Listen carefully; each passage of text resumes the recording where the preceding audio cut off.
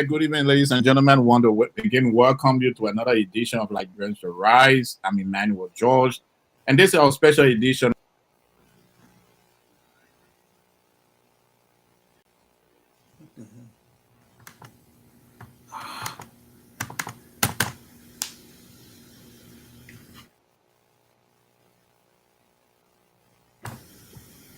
What happened to that?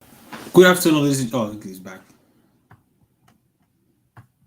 So it's a program that bring Uncover brings out the story behind the story, and this I don't want to discuss another important story that have been developing in our country, that is developing in our country. Very exciting story.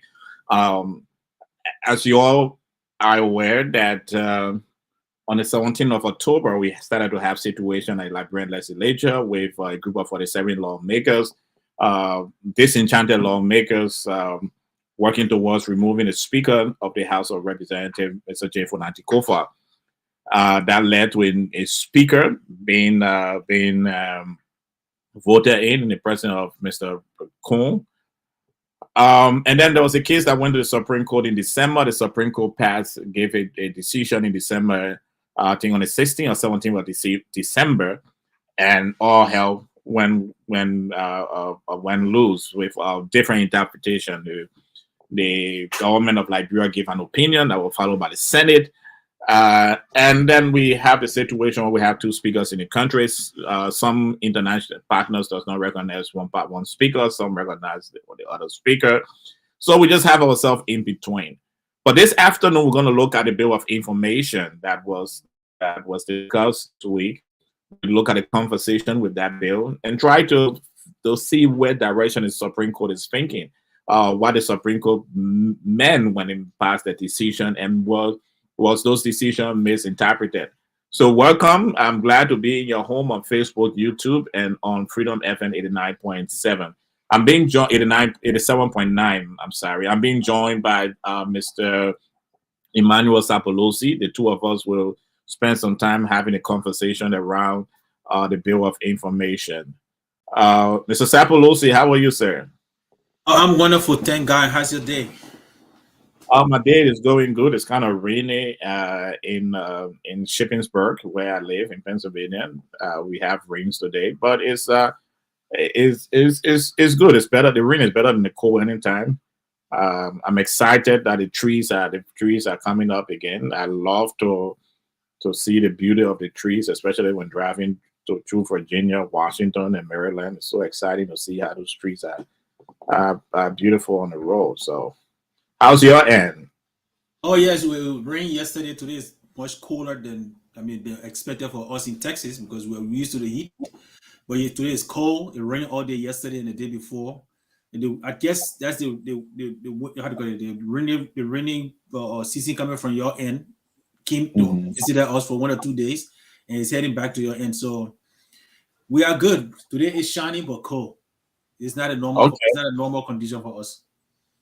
Okay. I don't know how much you follow this proceeding of the Supreme Court of Liberia, the conversation that was being held. I know you have a video. Maybe you have a sound bite from the court. Maybe you can play some and see so our audience can listen to the sound bite as we try to cue other part.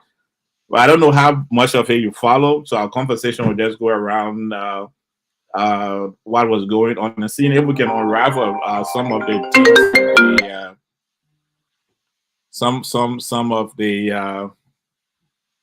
some of what we're hearing from the Supreme Court. Yeah, so I tried to get some of those video out to play. The ones that I was looking at is I'm only getting the opening statement from Councillor Sherman, who I think was representing the majority bloc. And we're just getting a brief of that. His opening statement in regard to interpreting the Constitution. But I don't know if we can start with that. And this is just audio. Okay, let's start with that while we bring in the other part of the conversation. See that?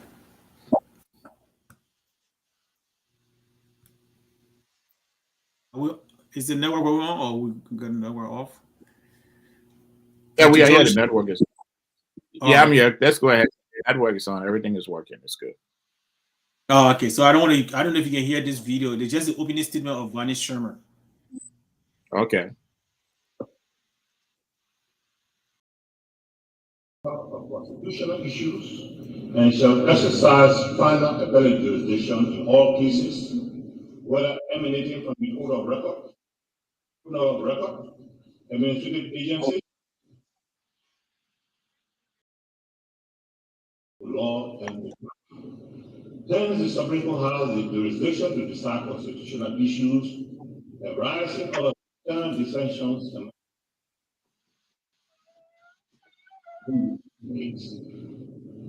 that is the law involved. The Constitution must be interpreted in light of the entire document, rather than as a question to announcement, because every provision is of equal importance. And even when there is a apparent discrepancy between different provisions, the court should harmonize if possible. That this false interpretation of Article 33 of the Constitution 1986 is a presiding officer defining Article 40 and in his or her absence, the deputy speaker. That in the event when the speaker is presiding over a minority, the Constitution how the minority is to compel attendance of absent members. And the legislature has promulgated no enabling statute or standing rules setting forth the process as envisioned under Article 33 of the Constitution. And that under these circumstances, the Supreme Court cannot do for the legislature what is within its purview to do, as to do so will be a violation of the constitutional mandate of the separation of powers. Wherefore, and in view of the foregoing, any sittings or actions by members of the legislature not in conformity with the intent of Article 33 and 49 of the Constitution are authorized. This is what you can judge. Now, informants. So, Dr. Josh, do you Yeah. want us to look at those two areas that he just talked about, or you want us to continue the whole thing? Yeah, let's look at the article while you go to your email and get the argument between Councillor Sherman and the judge and the chief and the judges on the Supreme Court. Yeah, so it's good for us to look at those two articles, which happens to be the center of the conversation that we have. We are have an idea of article 33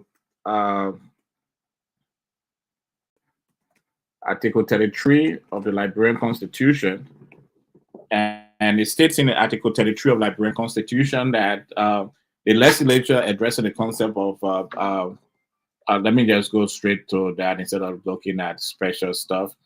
So for those of you who have not read the Liberian Constitution, or you have read the Constitution, this case is centered around two articles, Article 33 and Article 49 of our Constitution. So in Article 33 of our Constitution that Councillor Vanish Sherman is alluding to in his opening argument, is that his opening statement rather is that simple majority of each house shall constitute a quorum for the transaction of business, but a lower number may adjourn from day to day and compel the attendance of absent members. Whenever the House of Representatives and the Senate shall meet in joint session, the presiding officer of the House of Representatives shall preside. So that's the first thing. A simple majority of each house shall constitute a quorum. So a quorum is constituted by a simple majority in order to transact business. So now when you go back into the conversation and go to Article 44, Article 49, not 44, Article 49, the House of Representatives shall elect once every 6 years a speaker who shall be the presiding officer of that body, a deputy speaker, and such other officer as shall ensure the proper functioning of the House. The speaker, the deputy speaker, and other officers so elected may be removed from office for a cause by resolution or two-thirds majority of the members of the House. So If we go up to 33, in that argument, 33 talks about the quorum must have a presiding officer. So, in as much as you have a quorum to do business, the majority should have a quorum to do business, but this quorum must have a presiding officer, and the presiding officer in the House of Representatives, except there is the houses are combined, but the presiding officer in the House of Representatives happen to be the Speaker. When there is when they are in joint chambers, that is the Senate and the House of Representatives meets, the presiding officer again is the Speaker. So that's the conversation that Mr. Shemo is having an opening argument. Now, as the judges interacted with Councilor Shemon, we start to get something as to the thinking of the judges. Because remember, when the Supreme Court passed its decision on the 6th of December, there was argument.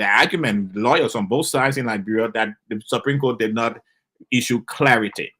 So, in this bill of information that was filed by Councilor J. Fonati Kofa, we have some insight into the thinking of the members of the Supreme Court of Liberia. And I don't know if Mr. Sapolosia has it up. We can now see this the conversation now that starts with the thinking of how the Supreme Court is thinking. And from there, I believe we can deduce the direction where the Supreme Court is going. If you are on the show when we discuss the issue of what is going on in the Supreme Court, we made it clear that for us here as Liberians, this is how we interpret the situation. Is that yes, in as much as our laws in Article 49 of the Liberian Constitution gave the right for the majority to remove the Speaker by resolution, but our laws also says that there should be due process. And the law also said that this situation, there should be a presiding officer. And in this matter, this presiding officer happens to be the Speaker. So the challenge that we when we argue on this issue, the challenge we unfolded was that, oh yes, it is true that that if you have a majority, you can remove the Speaker. That is 49 members of the House of Representatives. But the Speaker must be afforded due process. Because we had two preceding cases in Liberia jurisprudence and in Liberia that we know about. This is the third time that members of the House of Representatives are trying to impeach the Speaker. The first time they had bribery allegation against current Senator Erin Melvin Snow when he was the Speaker in 2007. And he won the case at the Supreme Court hands down. The Supreme Court said that the process of removing Honorable Evan Melvin Snow was illegal, and therefore he will return as a Speaker. It was because of his own morality that Honorable Snow decided to resign. The same thing played out in 2016 again with Speaker Tyler, now Senator Tyler. Senator Tyler won his case too. So there's a Supreme Court precedent that shows that due process must be followed if you want to remove a Speaker. Now I know many people in Liberia are getting are getting weary of the impasse, are speaking that, oh, this has been going on for too long. But in order for us to grow a country, if Liberia must rise, as we say on the show all the time, we have to be very, very intentional with the rule of laws, because nobody is going to bring $1 billion, tens of millions of dollar business in Liberia if they are not too sure that we have a good judiciary system. For example, there are Liberians that are being duped every day. Who goes to Liberia to purchase land, they are being duped. Many Liberians are withholding the cash of purchasing land in Liberia until they themselves are on ground, or they have enough cash to purchase the land and at the same time stay in Liberia long enough to build a property. The reason because we don't trust the court system. When you go to the court system, into the court, these things drag on for long. So imagine thousands of dollars have been held back by Liberians in the diaspora who has this money and want to invest or build something like Liberia because they are not too sure, they don't trust the system, the judicial system. So this case is a test of the judicial system. It's a test that will make us realize that we can trust our judicial system. It is disheartening to note that after this bill of information, we are hearing several things. One, that two of the judges of the Supreme Court Three of the judges of the Supreme Court was approached by the executive branch of government, and this approach to the executive branch of government, we if it is true, we find it very, very, very distasteful. We find it disheartening, and we, at the highest level of our broadcast, we believe that the government should be a government of integrity and stop having on the ground nighttime conversation with these judges. So that's the situation. But before Mr. Sapolosia come up, we're waiting for him to come up with that conversation so you can have an idea of the conversation. We also want to share something, right? Because this is uncovered. You may have read, you may not have read, but let us share something. Let's look at the two person in the case we had recorded. Speaker Kofa is taking to the Supreme, taking his case to the Supreme Court, and a lawyer who is defending the majority black is the former senator, senior senator for Grand Cayman County, Senator Vannie Sherman. Remember that during the time of President Ellen Johnson Sirleaf, the speaker, J. Fonati Kofa, Councilor J. Fonati Kofa, was the special prosecutor. So when when Global Witness released the case of bribery in a cyber mining case, alleged bribery in a cyber mining case, Speaker Fonati Kofa prosecuted Mr. Vannie Sherman to the extent that that case led to Mr. Sherman seeking medical attention several times in the United States of America. It led him to lose his chairmanship of the Unity Party. It also led the United States of America placing a sanction on Councilor Sherman. So is this Councilor Sherman using the opportunity of the majority black to get back to Speaker J. Fonati Kofa for what he did to him during the Ellen Johnson Sirleaf government? That is the story we're unfolding. You can go and check it up, but think about it. But it's something for us to think about. We're just adding some sugar to your tea and your coffee as you drink it this evening to know this background exists. So we will now listen to the interaction between Councilor Sherman and the justices of the Supreme Court. Yeah, so the audio is not very clear, so let's try and see if we can get anything out of this. Yeah, it's not clear in the beginning, but later on.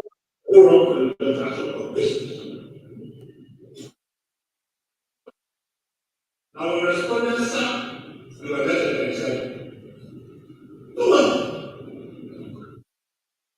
they have not prospered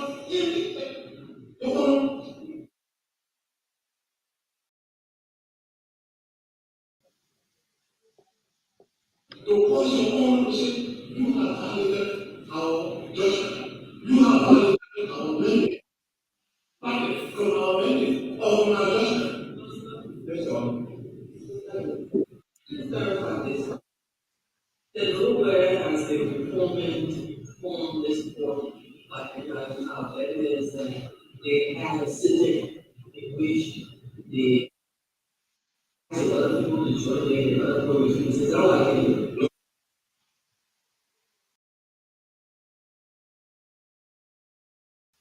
Presided over by the deputy speaker that we didn't have the simple majority requirement of the Constitution. They said the majority said with the deputy speaker. Presided. Was the speaker here? He said, yes, Your Honor. I'm talking about the informant. Yes, Your Honor. It's 13 members of the Constitution. Yes, Your Honor. They were part of that sitting.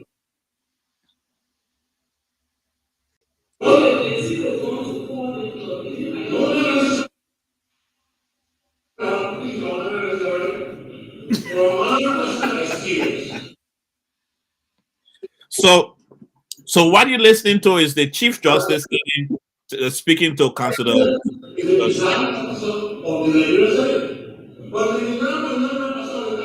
who presides? The president who because the vice president is not present, the president who presides. So when the majority are seated this time, you, the speaker, to go there and decide. If you're not there, and if the president is there, if the president has an obligation to preside in the absence of the speaker. Just like the president I want us to, I want us to remember the 3 of the Constitution says that the minority can meet and until they can find ways to get the majority to join them, just in case. So, in as much as Councillor Sherman is making a good argument, that argument it doesn't exist in Article 33 of the Constitution. But Yeah, Dr. Judge, if I can come in too, I know I'm not a lawyer, but I have read this constitution back and forth, and we can read with understanding, right? If you look at 49, the speaker is supposed to preside over every hearing or every proceeding, unless, and we all know just from running other organizations, when you read most of your organizational constitution, is the same with the government. When the president leaving the country, he has to designate somebody to be over the country when he leaves. Yeah. One minister can just get up and say, okay, the president left the country, so I'm going to preside. The vice president, normally they don't even leave the country, from what I know in Liberian history. Normally, even though the vice president is in the country, but normally it's somebody else that will be really steering the affair of the country until the president comes back. That's what I know from my experience. I may not know the integral about it.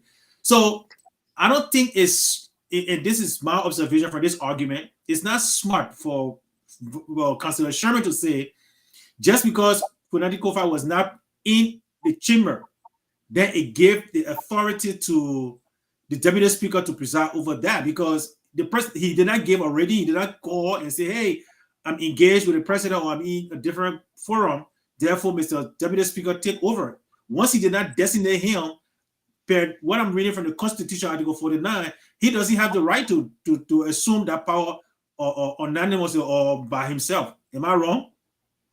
No, you're not wrong, and that's what the Chief Justice is saying. That's why I want her to talk so you can listen to what the Chief Justice is saying. The Chief Justice made it very clear that in our Constitution, the formation of a quorum, you can form a quorum, but a quorum must have a presiding, and if presiding happens to be the speaker. And I think at the point in time, Councillor Sherman went on to say, "Oh, but and they could have the meeting with the deputy speaker presiding," and then the Chief Justice asked him, "Where was the speaker?" And he said, "The speaker was in another room." The entire court burst out laughing, because it is clear. It is clear that that rules and procedures are not followed.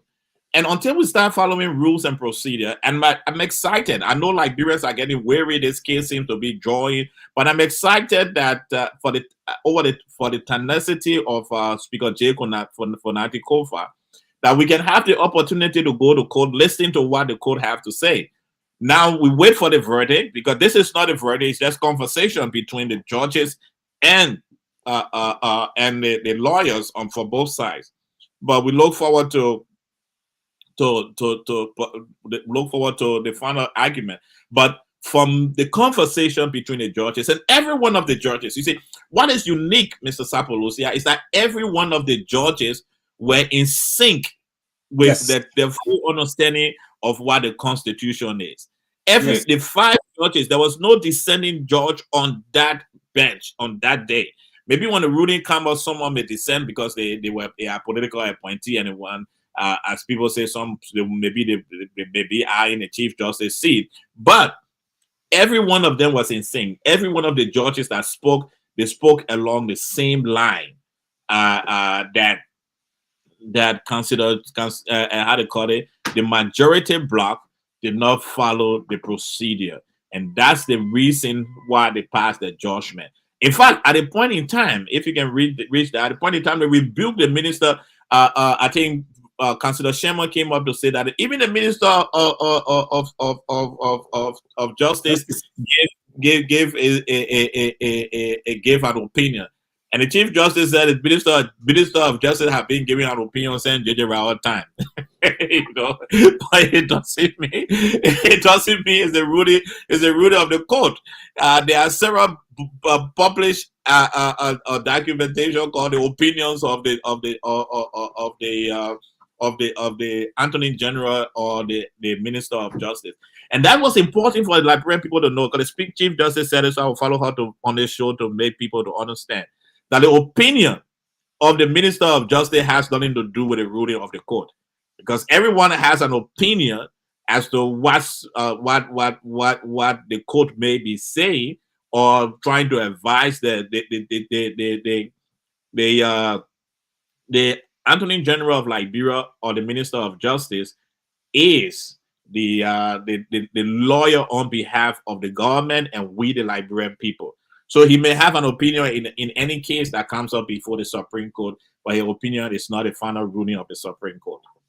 So with that, I mean, Dr. Joe, let me ask you this question: why it is true in normal practices in all over the world, and not everywhere it happens, why it is true that the Minister of Justice would tend to have lawyers, actual career lawyers, as Minister of Justice?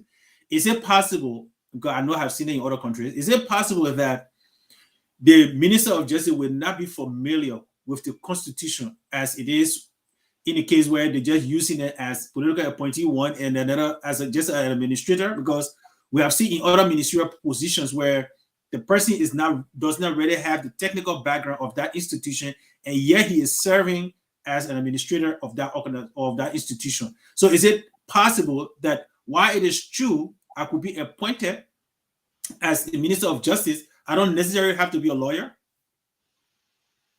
Oh, no, in our jurisprudence, you have to be a lawyer to be a Minister of Justice, because you have to go to court. You are the government, you are the lawyer on behalf of the government.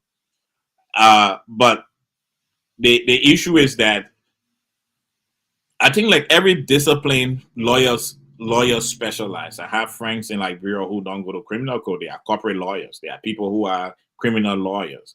So lawyers specialize. It is very possible that constitutional law is not a strong point of the Minister of Justice.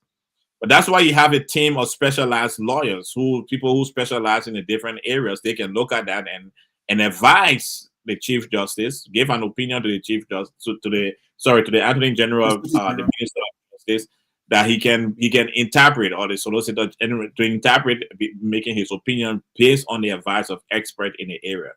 But again, our country is Liberia. Most of these appointees are political appointees, and sometimes we don't really get specialists in the various areas so that we can have the best and proper advice as we're supposed to get. But every lawyer specialized.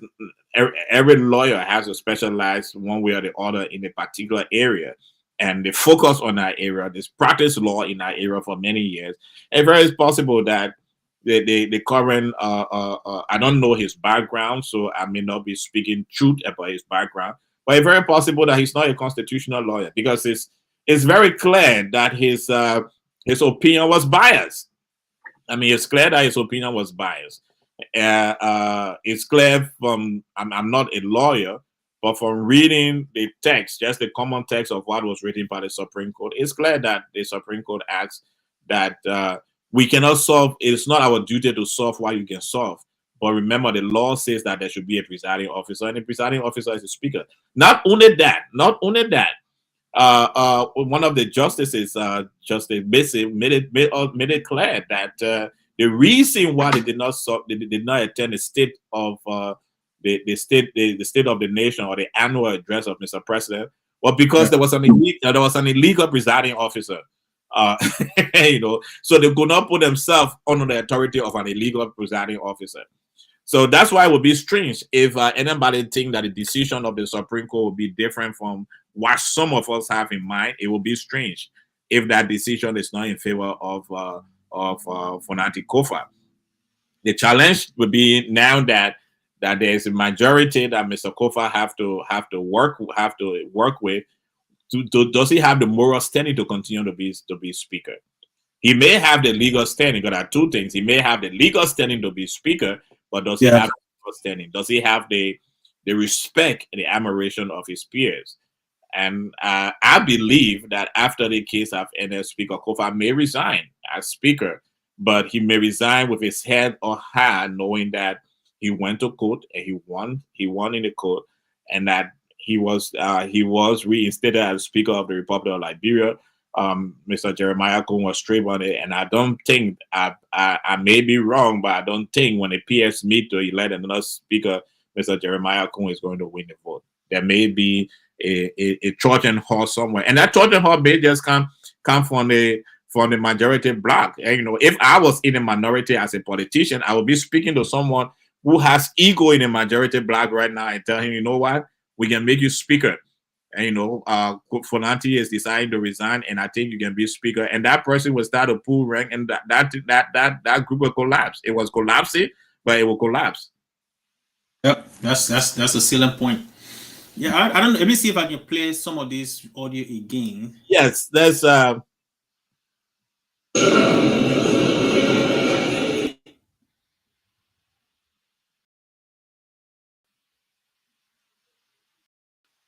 get like people to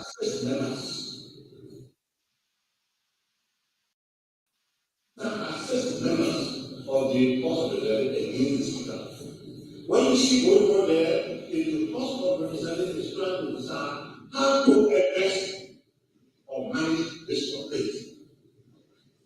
And I believe you will not this.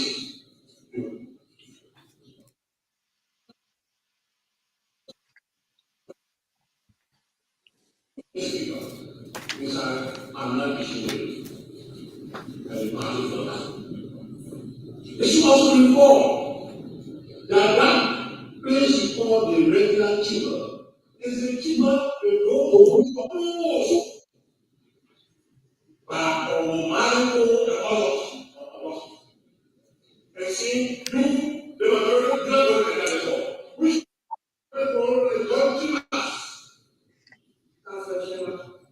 those taxes are not, and will never be lowered.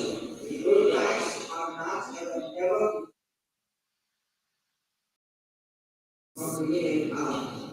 now, the question He's bringing an allegation against people. yeah, and the chief justice is telling him that that is not.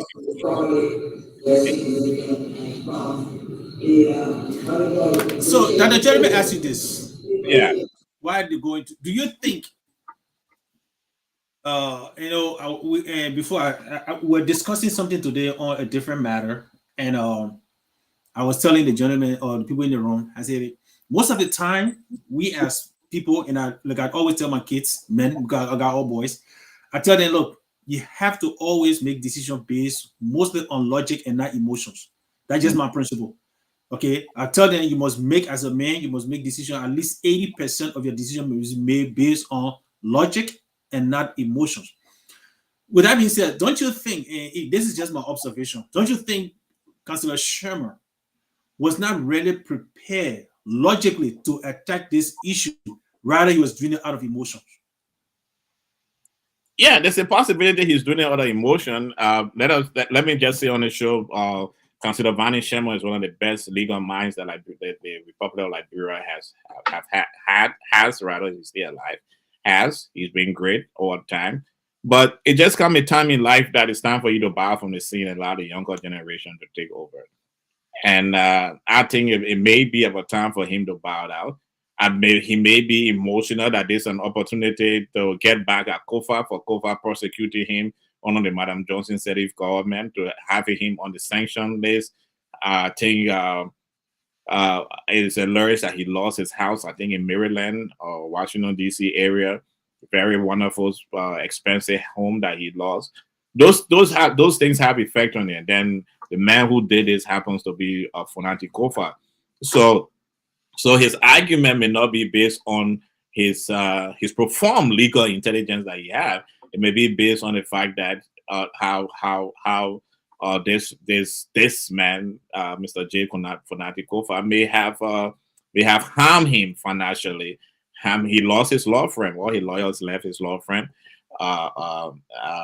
He cannot practice as he used to practice. Most of his clients left him and went to other people. So it's challenging. So there's a lot of emotions attached to it. I agree with you on that point. But the fact of the matter is that he's also a lawyer. So as a lawyer, you always want to win your case in court. You always want to remove your personal bias or your emotion from that. But there's a lot of personal loss he have had in the last couple of years because of the prosecution that was led by Speaker J. Fonanti Kofa. So there's a strong bad blood between them, and it exists. and you can see it in his argument. If you continue on the video, you follow the video. It's a 59 minutes video, and courtesy from Spoon TV. If you follow it, you're definitely going to see that there were several places where in fact, the judges had to even, at a point in time, the chief justice had to get back to him, especially when he used the Minister of Justice quotation. So you can definitely see he was struggling to make the unbelievable believable. So yeah, because this argument he was trying to make here was trying to tie something that is not being proven. He's using it as a counter to, I guess, the Funadi Kofa blog as an accusation against them for carrying on some act that has not been proven, not by law, not by any jurisdiction yet. But those are just allegations, and some of these will have not been questioned or booked by the national police. But he's bringing it into this hearing, and I think that's why the judge was rebuking him. But if we can, I'm trying to get the point to where he brought up that, but I'm not getting there yet because this is a long video. It's more than 1 hour, 30 minutes. Yeah.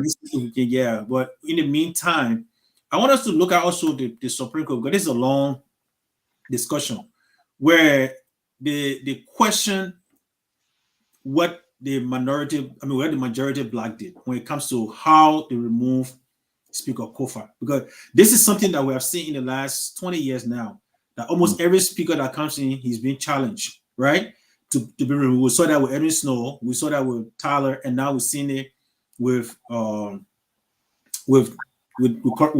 Kofa. What do you think is driving this? Is it power, greed, or people trying to set good precedent for the country? Oh, it's definitely it depends. It depends on one level. If for Snow it was pure political, I think Snow has gone to. Snow was with the Chastity administration. When the Chastity administration were leaving, there was a strong recognition of talent during the Taylor administration. And Snow was influenced by, I believe he was influenced by that decision of supporting Thailand. I think he even traveled to Thailand. He went to Gambia. He was traveling at that time when the Salif government became uncomfortable, because the Salif government needed a lot of financial support. I think they had gone to the UN. She was working on the reduction in Liberia debt. She was working on China, the removing of sanctions on Liberia and other things that Madam Seti was doing. But China became adamant in the conversation. China was adamant that Liberia cannot continue to recognize Thailand, which was the government that President said and Taylor recognized. So that relationship had to be broken. And I think that it was within that loop, within that area, that Taylor found himself in that political quagmire. Mr. Taylor, Senator Snow, Representative Snow at that time, and he was very young. He was new in politics. He was not as brilliant as he is right now, or very seasoned politician, one of the seasoned politicians we have in our country right now. He was not at that level, but there's a point of correction. The removal of speakers have taken place only on a unity party-led government. The last speaker under the George Weah government, Buford Chambers, then was there for 6 years. There was no attempt. I don't know whether we heard of any attempt to remove him as speaker. There were questions. There were a lot of his colleagues questioned some of the decisions he made, especially Representative Yeke Koloba. The question procedures, but I don't think there was any point in time that group of legislators stood up to want to remove the speaker. In fact, it is majority of the Unity Party legislators who are involved in the removing of Funadi Kofa. Yeah, there are some CDC lawmakers who are involved, and some ANC lawmakers. Got the lawmakers now, ANC CPP lawmaker. I don't know which party he affiliated. For the young man from that replaced Buford Chambers is supporting the minority. Oh yeah. So we have that situation. So I just wanted to make that clear. Under the CDC-led government have never ever experienced a removal of a speaker. On the first Madam Seti's term, In 2007, Erin Melvin Snow was targeted and removed. On the second Madame Sedif term in 2016, how they call it, Eric Staller was targeted and he was removed. On the first term of His Excellency Joseph Imam Boyka, J. Funatikova was targeted and he was removed. Targeted in such a sinister way, right? He and the president have gone to Rome to pray, and while they were praying, while he was there praying, being a Catholic in his holy city, President Boyka was seems to be inching everything for his removal back in Liberia while he was just praying. Just like when the European came to take our land in Africa, they told us to bow our heads.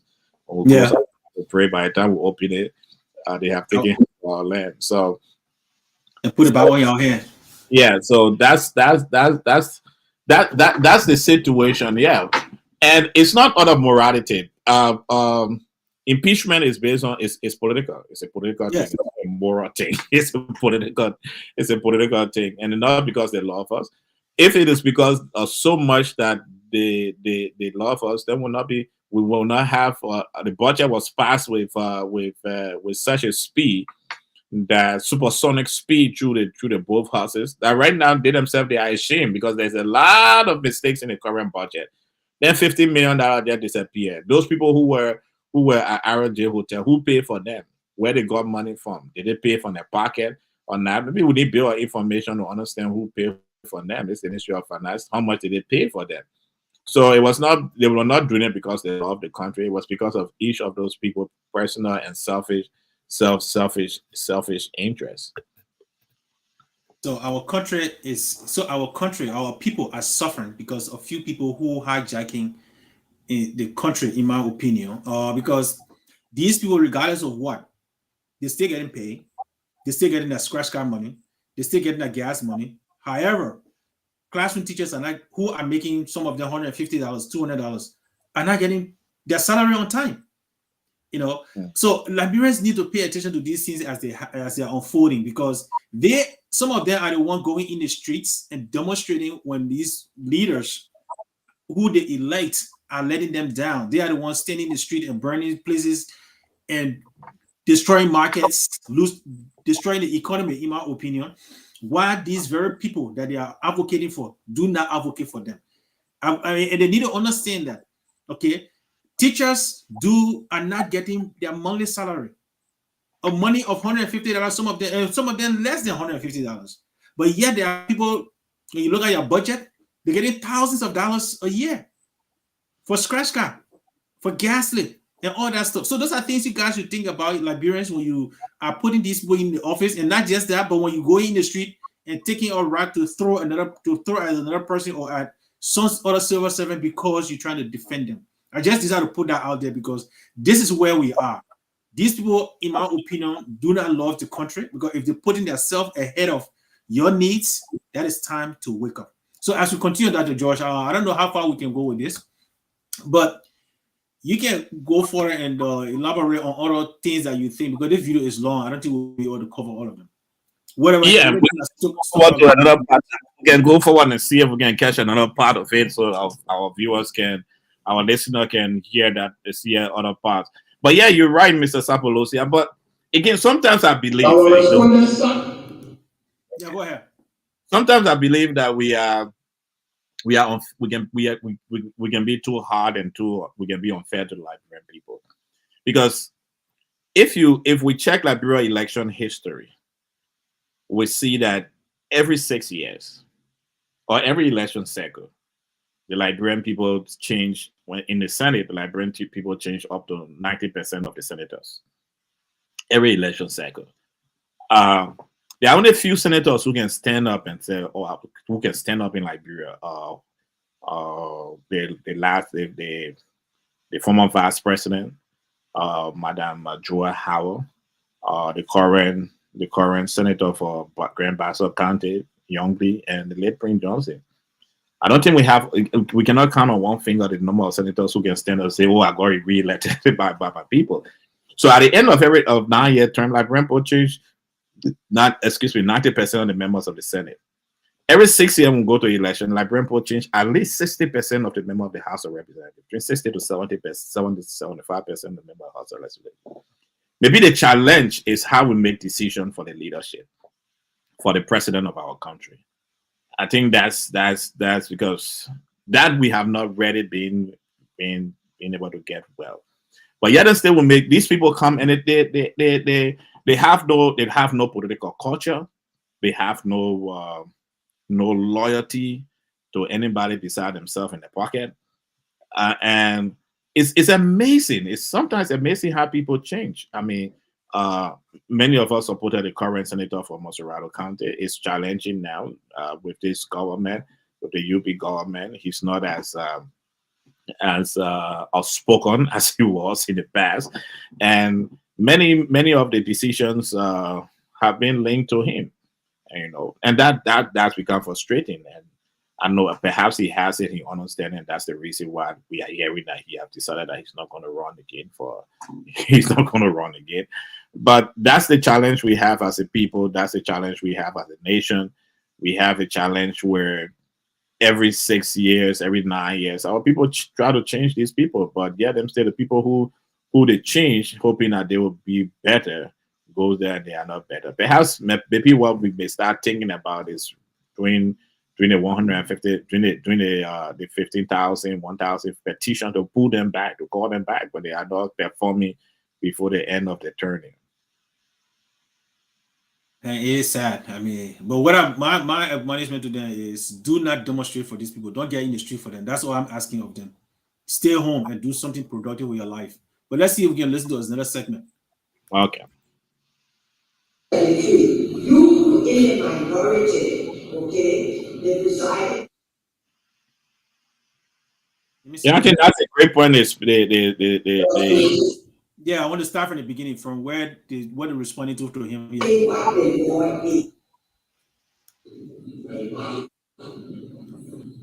supposed to inform that place called the regular keeper.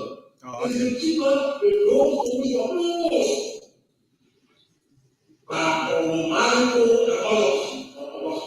Oh, okay, that's what the Lord is. Now, that explaining the background. We form certain aspect of it in the church, in the original case under review that in the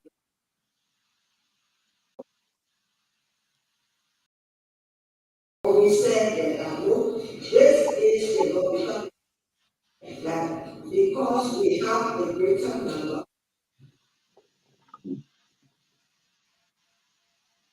of residing, and they didn't say where the speaker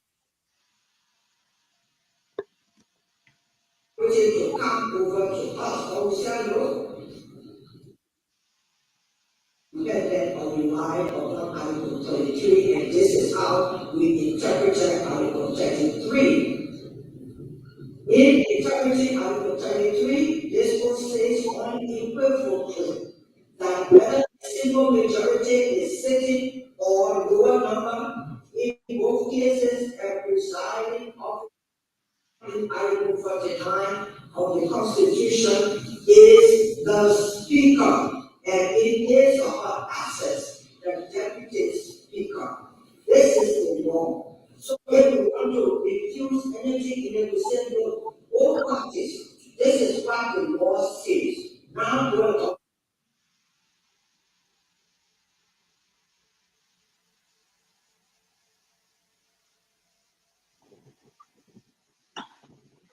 This is the law, and go and govern yourself accordingly.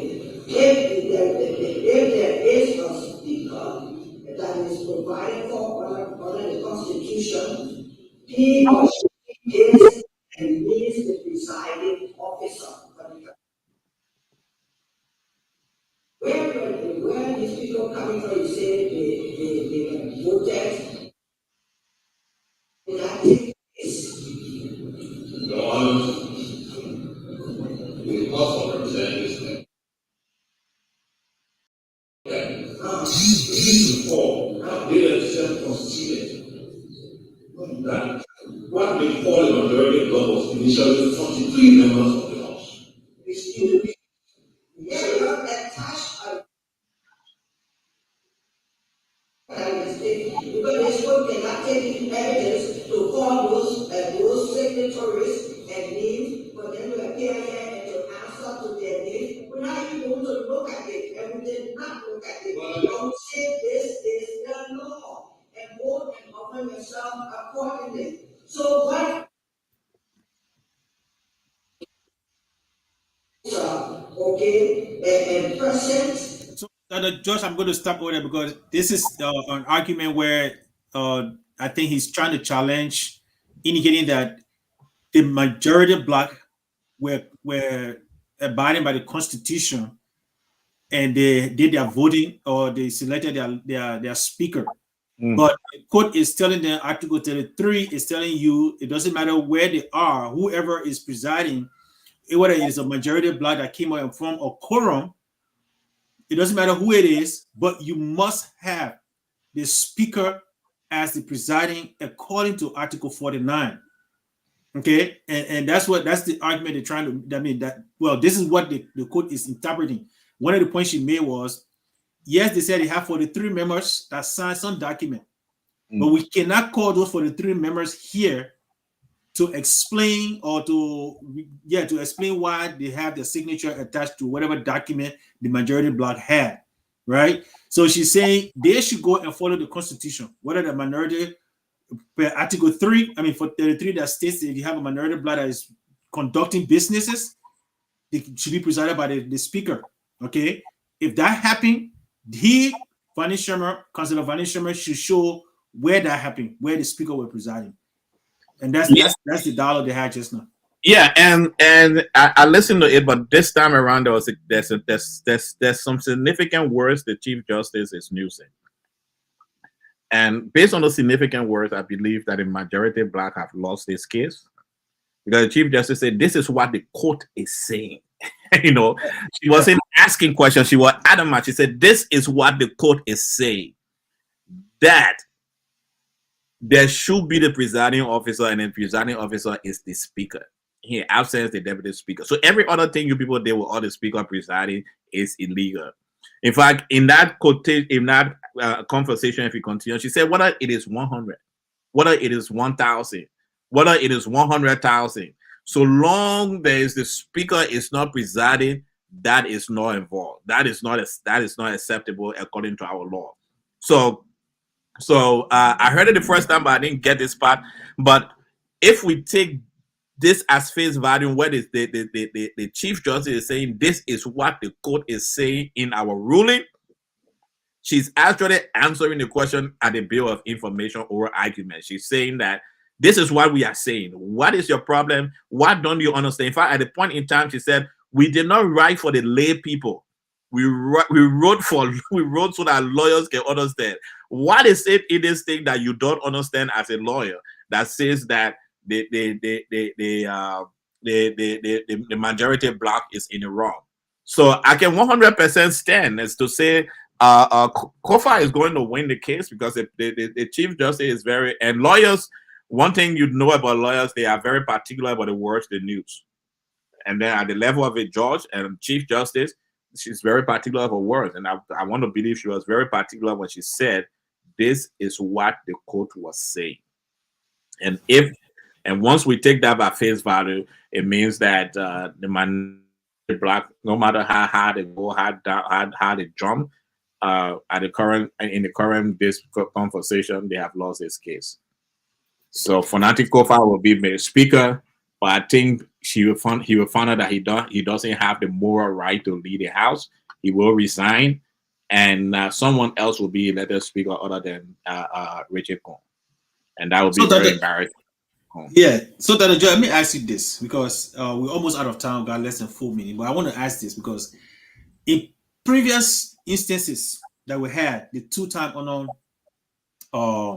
Madam Salif.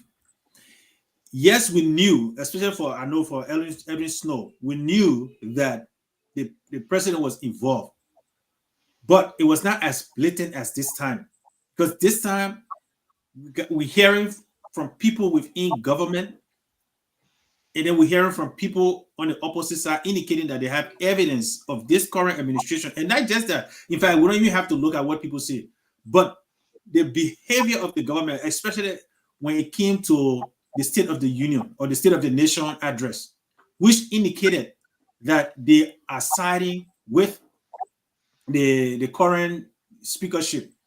And then the Justice Ministry also sent a letter recognizing them.